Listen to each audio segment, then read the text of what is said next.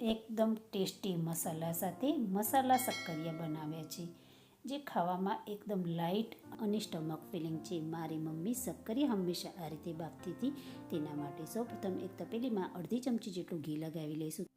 તેમાં ધોયેલા શક્કરિયા ગોઠવી લઈશું અને ગેસ ઉપર મૂકી તેના પર થાળી મૂકી તેમાં થોડું પાણી મૂકી દઈશું અને ધીમા તાપે શક્કરિયાને બફાવા દઈશું. હવે એક કડાઈમાં 1 ચમચી અડદની દાળ, 1 ચમચી ચણાની દાળ, 1 ચમચી મરી, 1 ચમચી વરિયાળી, 1 ચમચી તલ, 2 ટુકડા તજના, 2 ચમચી સૂકા દાણા, 1 ચમચી જીરું, 1 ચમચી મેથી, 1 નંગ મોટી ઇલાયચી, 2 થી 3 તમાલપત્ર, 4 થી 5 નંગ સૂકા કાશ્મીરી મરચાં, 4 થી 5 લવિંગ, 2 દગડ ફૂલ ઉમેરી ધીમા તાપે મસાલાને બરોબર શેકી લઈશું. મસાલો સરસ શેકાઈ જાય ત્યારે તેમાં 20 થી 25 નંગ જેટલા મીઠા લીમડાના પાન ઉમેરી બરોબર શેકી લઈશું.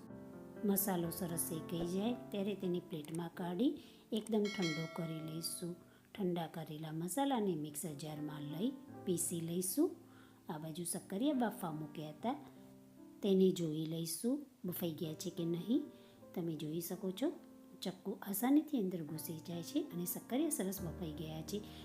બાફેલા શક્કરિયાને થોડા ઠંડા કરી લઈશું અને તેના ટુકડા કરી લઈશું.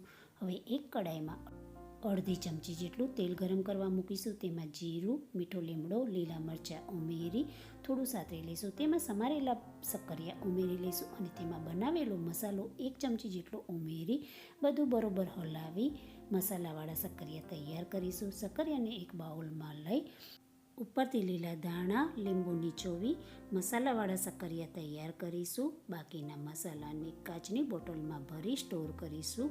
આ મસાલાનો ઉપયોગ બાફેલા બટેકા, સૂરણ કે સાતળેલા શાકભાજી ઉપર કરી શકાય છે.